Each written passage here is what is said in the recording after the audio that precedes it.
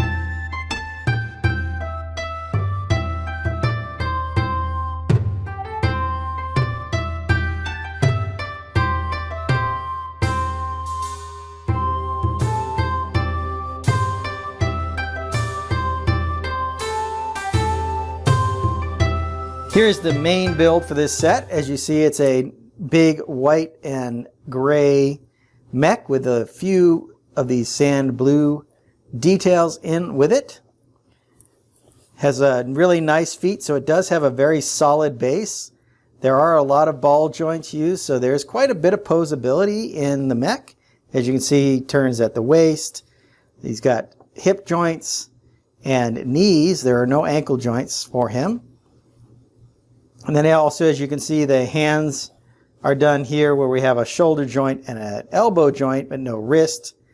But that still allows you to do an awful lot of posability. Now, some of these joints kind of run into a little bit of restriction on the way that it's built, but that is to be expected.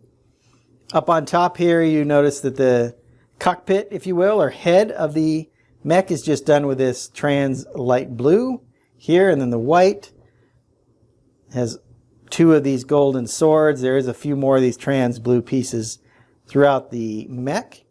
Then on the back, he has some of these fin pieces that are kind of connected in the back here. There's another little clip piece here just for some more detailing.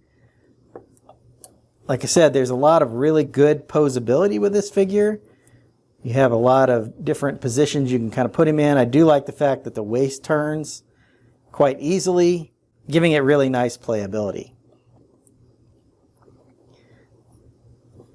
Let's go ahead and take a look at the alternate build. Here is the alternate build for the Titanium Mech. This looks like a beast or like a panther maybe. Quite honestly, it reminds me a little bit of the Scuttler from the Lego Batman movie. So just take a look at this little picture here. Not exactly the same, but the long forelegs and then the smaller back legs really kind of reminded me of that. I'm always impressed how they take these small number of pieces and create a completely alternate build that looks completely different from the main build out of the same pieces. I do like the shaping of this head. I think they did a good job at sloping it all forward here. There is some exposed gray in here, but he does move from side to side and up and down, so a little bit of pretty good articulation there. And then of course the arms are on these ball joints, and then the rear legs look a little small, but they seem to do the job. They hold him up, and then this tail has the two sections, so quite a bit of movement in the tail as well. And the little fins here just add some more width to the body. Big broad shoulders with these corner roof pieces. Overall, I think this alternate build is just as good as the main mech build. So let's go back and I'll give you my final thoughts on this polybag.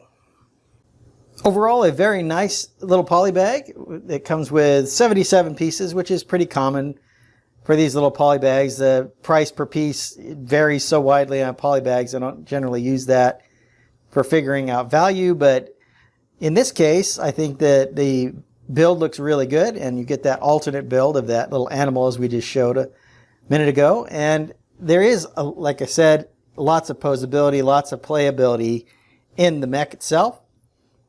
It does have the golden swords or golden katanas, which are pretty typical in Ninjago sets. And this mech did appear in the series in some of the earlier episodes. Hope you've enjoyed my thoughts on this little Ninjago polybag. I'm going to get started on my next video. And until then, happy building.